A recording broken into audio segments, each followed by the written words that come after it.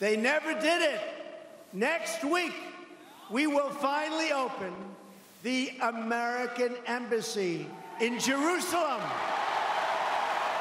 Promises made and promises kept. That's what President Trump does, and we will be here to witness the embassy opening on Monday.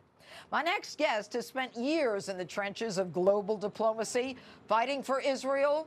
From Tel Aviv, Israel's foreign ambassador to the UN, Dan Gillerman, joins me now. Good evening, Ambassador.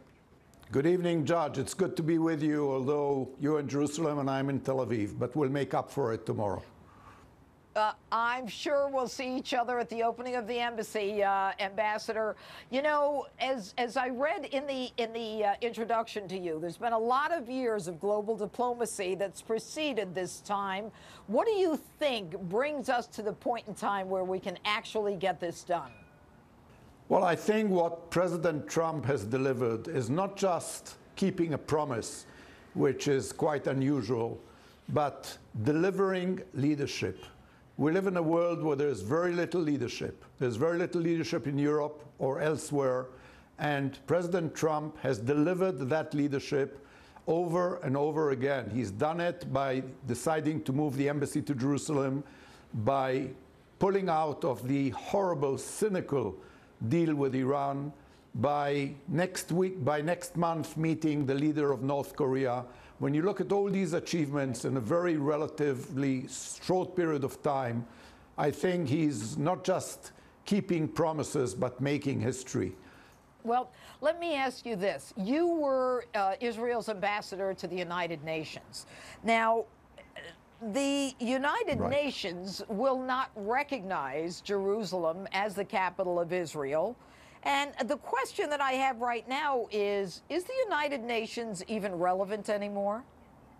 I think the United Nations is relevant only because it is the parliament of the world and the only place where 193 countries gather and discuss the fate of the world. But as far as actually making a difference, I don't think the United Nations is making a difference. And as far as Israel is concerned, the United Nations is unfortunately a citadel of hypocrisy, and not just double standards, but triple standards. It has a standard for democracies, a standard for totalitarianism, and a special standard for Israel, to which it devotes a lot of time in a very, very hostile way. And therefore, I think it cannot be an honest broker.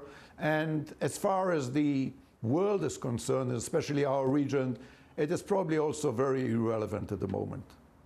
Well, you know, when you say that, when you say it's the citadel of hypocrisy, you know, there's a part of me that believes that in that regard, it should be irrelevant. But we fund, the United States funds almost a quarter of the United Nations budget. Should we be doing that? I think you should, because I do believe that there is a place and there is a necessity for a parliament of the nations.